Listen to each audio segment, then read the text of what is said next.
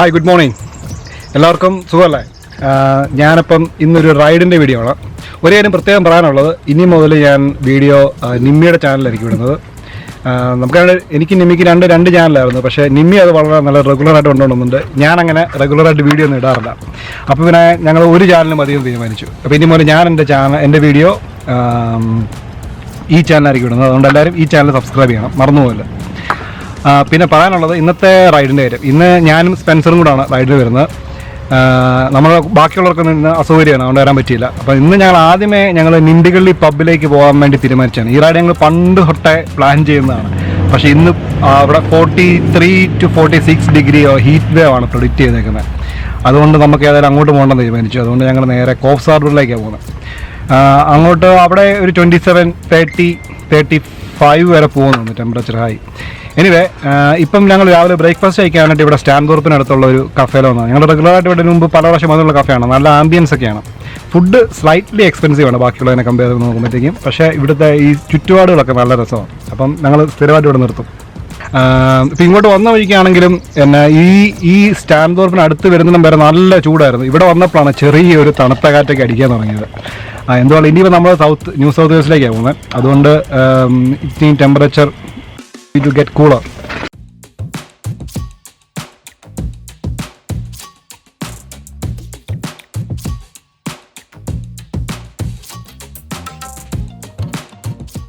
ഇങ്ങോട്ട് വന്ന റൂട്ട് നമ്മൾ സാധാരണ വരുന്ന റൂട്ടല്ലായിരുന്നു. പുതിയൊരു അകത്തുള്ളൊരു ഇൻറ്റീരിയർ ഉള്ള ഒരു വഴി കൂടെ വന്നത്. അതൊരു സത്യം സർപ്രൈസ് ആയിരുന്നു അല്ലേ. നല്ല എല്ലാം കഴിഞ്ഞ ആഴ്ചയൊക്കെ നല്ല മഴയാണ്. അതുകൊണ്ട് എല്ലായിടവും മഴയൊക്കെ പെയ്ത് നല്ല പച്ച പുതച്ച് കിടക്കുമായിരുന്നു. നല്ല ന്യൂസിലൻഡൊക്കെ പോലെ കിടന്ന്. ഇങ്ങോട്ട് വന്ന വഴിക്ക് ആ ഡാമിന് സൈഡിലുള്ള റൈഡൊക്കെ നല്ല അടിപൊളിയായിരുന്നു.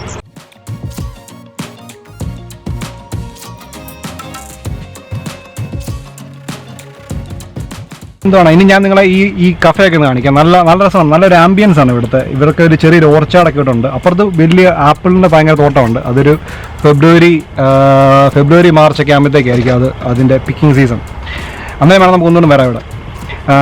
ഇവിടെ ഒരുപാട് പല ട്രീസ് ഉണ്ട്. ഫുള്ള് ഇങ്ങോട്ട് വരുന്ന വഴി അങ്ങോട്ടുള്ള അകത്തേക്കുള്ള drive full maple tree line ചെയ്തിരിക്കുന്നത്. അതുകൊണ്ട് അവിടെയൊക്കെ ഓട്ടത്തിലൊക്കെ വരാൻ നല്ല രസമായിരിക്കും. ഞാൻ ആപ്പിൾ ആൻഡ് റുബാബ് പൈ ആണ് ഓർഡർ ചെയ്തത് വിത്ത് ക്രീം. പിന്നെ എന്തുകൊണ്ടും നല്ല ചൂടായതുകൊണ്ട് ഐസ്ഡ് ആപ്പിൾ ടീ തന്നെ ഓർഡർ ചെയ്തു. നല്ല തണുപ്പായിക്കോട്ടെ എന്ന് വിചാരിച്ചു. അപ്പോൾ എന്തുകൊണ്ടും കഴിച്ചു പോകട്ടെ, എന്നിട്ട് ടേസ്റ്റൊക്കെ എങ്ങനെയാണെന്ന് നോക്കട്ടെ. ഇവിടെ ഇവരുടെ ബാക്ക് യാർഡിൽ ഇങ്ങനെ ഒരുപാട് പല ട്രീസ് ഉണ്ട്. ഇത് ഫിഗ് ഉണ്ട്, ലൈം ട്രീ ഉണ്ട്, പ്ലം, പിന്നെ പിയർ, കമ്പിളി നാരങ്ങ പോലത്തെ എന്തൊക്കെയോ അതൊക്കെ ഉണ്ട്. ക്വിൻസ് എന്നാണ് എൻ്റെ പേര്. ഇതുകൊണ്ട് ജാമും ജെല്ലിയും പേസ്റ്റൊക്കെ ഉണ്ടാക്കാൻ പറ്റുമെന്നാണ് പറഞ്ഞത്. ഇവിടെ ഇങ്ങനെ ഫാമിലി ഒക്കെ ആയിട്ട് വന്നു കഴിയുമ്പോഴത്തേക്കും പിള്ളേരെ കൊണ്ട് ഇവിടെ ഈ ഓർച്ചാടിൽ കൂടെ ചുമ്മാ നടന്ന് പല ട്രീകൾ ഐഡൻറ്റിഫൈ ചെയ്യുകയും ആ ഓരോ ഫ്രൂട്ട്സ് കൊണ്ട് എന്തൊക്കെയാണ് ഉണ്ടാക്കുന്നതെന്നൊക്കെ ഇങ്ങനെ പിള്ളേരെ കൊണ്ട് പറഞ്ഞു കൊടുക്കുകയൊക്കെ ചെയ്യുന്ന ഞാൻ കണ്ടിട്ടുണ്ട്. ഇങ്ങനെ കുറച്ച് ഓരോ ഫാമിലീസൊക്കെ ഇവിടെ വന്നു കഴിഞ്ഞിട്ട്.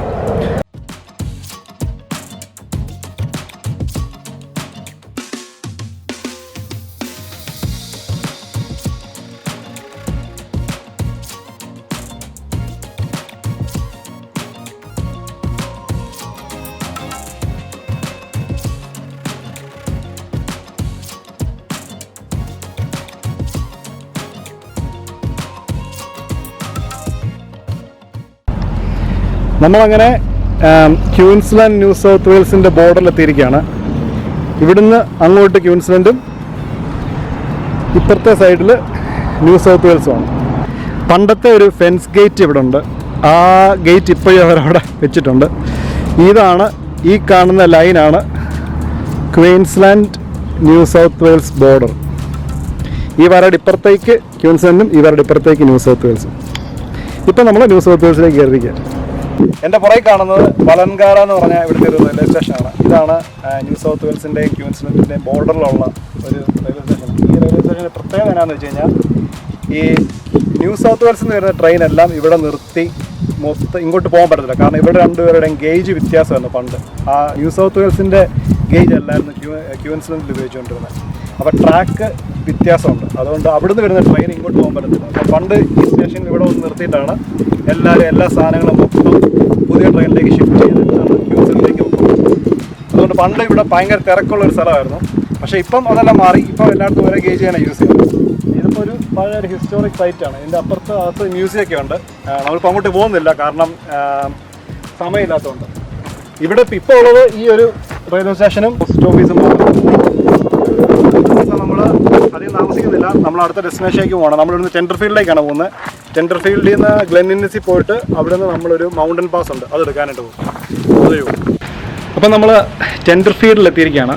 ഇവിടെ സത്യം പറഞ്ഞാൽ ക്യൂൻസ്ലൻഡുമായിട്ട് 1 ഹവറിൻ്റെ വ്യത്യാസമുണ്ട്. ഇവിടെ ക്യൂൻസ്ലൻഡ് സത്യം പറഞ്ഞാൽ ഇപ്പോൾ 12:30 ആകുന്നേ ഉള്ളൂ. ഇവിടെ ഇപ്പം 1:30 കഴിഞ്ഞു. ലഞ്ച് കഴിക്കണമെന്നുണ്ട്, പക്ഷേ അങ്ങോട്ട് വിശക്കുന്നില്ല. നമ്മൾ അവിടുന്ന് കുറച്ച് മുമ്പ് ബ്രേക്ക്ഫാസ്റ്റ് കഴിച്ചേ ഉള്ളൂ. അതുകൊണ്ട് നമ്മൾ അടുത്ത സ്റ്റോപ്പ് ഗ്ലെൻഇന്നസിലേക്കാണ്. അത് ഇവിടുന്ന് ഒരു 1.5 മണിക്കൂറുണ്ട്. അപ്പോൾ അവിടെ ചെന്ന് ലഞ്ച് കഴിക്കാനാണ് വിചാരിക്കുന്നത്.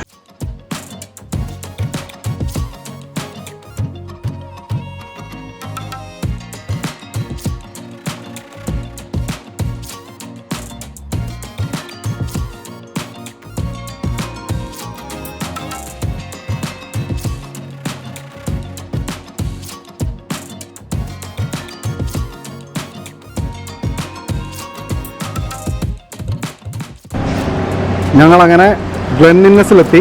ഇവിടെ നിന്ന് ഞങ്ങൾ ലഞ്ച് കഴിച്ചു. ആദ്യം പ്ലാൻ ചെയ്ത് കയറണമെന്ന് വെച്ച ഹോട്ടലൊക്കെ സത്യം പറഞ്ഞാൽ ക്ലോസ് ആയിരുന്നു. കാരണം ഇവിടെ 3 o'clock വരെ ഒരു ലഞ്ച് സെർവ് ചെയ്യത്തുള്ളൂ. ഈ ഹോട്ടലാണ് ഞങ്ങൾ ആദ്യമേ കയറിയത്, പക്ഷേ ഇത് ഇവർ ക്ലോസ്ഡ് ആയിരുന്നു. പക്ഷേ ഈ ഹോട്ടലുണ്ട്, 1886 പണിതേക്കുന്നത്. ഇവിടുത്തെ ഒരു ഏറ്റവും വലിയ റെസ്റ്റോറൻറ്റുകളൊന്നായത്. പിന്നെ ഞങ്ങളിവിടെ വേറൊരു കബാബ് ഷോപ്പിൽ കയറി കുറച്ച് കബാബൊക്കെ മേടിച്ചു. എന്നിട്ട് ഞങ്ങളിങ്ങനെ ഈ സിറ്റിയൊക്കെ നടന്ന് കാണുമായിരുന്നു. നല്ലൊരു പഴയ ഒരു ആൻറ്റിക് ഫീലുള്ള ഒരു സിറ്റിയാണ്. ഹിസ്റ്റോറിക് ടൗൺ ആണെന്ന് തോന്നുന്നു. എല്ലാ ബിൽഡിങ്ങുകളും പഴയ ബിൽഡിങ്ങുകളാണ്, പക്ഷേ എല്ലാം നല്ല അടിപൊളിയായിട്ടാണ് പ്രിസർവ് ചെയ്തേക്കുന്നത്. നല്ല രസമുണ്ട് ഇവിടെയൊക്കെ കാണാനായിട്ട്. ഞങ്ങളങ്ങനെ ഗ്ലെൻഇന്നസിൽ നിന്ന് നേരെ ഗ്രാഫ്റ്റനിലേക്ക് പോയിക്കൊണ്ടിരിക്കുക. പക്ഷേ ഇങ്ങോട്ടുള്ള റൂട്ട് അടിപൊളി റൂട്ടാണ്. ഇപ്പം ഓൺ ദ വേ ഈ ജിബ്രാൾട്ടാർ റേഞ്ച് നാഷണൽ പാർക്കിലാണ് ഞങ്ങളിപ്പം. ആ ചൂടൊക്കെ മൊത്തം പോയി. ഇപ്പോൾ ഒരുമാതിരി എയർ കണ്ടീഷൻ്റെ അകത്തൂടെ വണ്ടി ഓടിക്കുന്ന പോലെ. ഇവിടെ ആണെങ്കിൽ ഭയങ്കര നല്ല ഹൈറ്റിൽ നല്ല 2 സൈഡിലും ഇങ്ങനെ മരങ്ങൾ നിറഞ്ഞ് നിൽക്കുക. ഇങ്ങോട്ടുള്ള റൈഡെന്ന് പറഞ്ഞാൽ നല്ല ട്വിസ്റ്റി റോഡൊക്കെ ആയിട്ട് നല്ല സൂപ്പറായിട്ട് വന്നേക്കുന്നത്. ആ മൊത്തം ചൂടും പോയി, നല്ല തണുപ്പും നല്ല പെർഫെക്റ്റ് ടെമ്പറേച്ചർ. ഈ റൂട്ടിൽ കുറച്ച് വാട്ടർഫോൾസും കുറേ ലുക്കൗട്ട് സംഭവങ്ങളൊക്കെ ഉണ്ട്. ഞങ്ങൾ സത്യം പറഞ്ഞാൽ അവിടെ ഒന്നും നിർത്തുന്നില്ല, കാരണം നമുക്ക് ഇരുട്ടാകുന്നതിന് മുന്നേ നമുക്ക് നമ്മുടെ ഇന്നത്തെ ക്യാമ്പ് സൈറ്റിൽ ചെല്ലണം.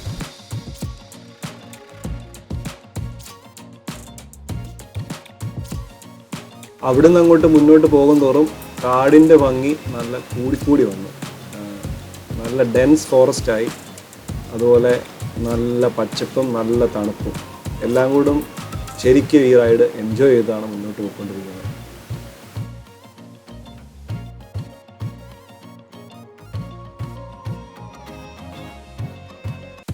കുറച്ച് കഴിഞ്ഞപ്പോഴത്തേക്കും ഫോഗ് സ്റ്റാർട്ട് ചെയ്തു.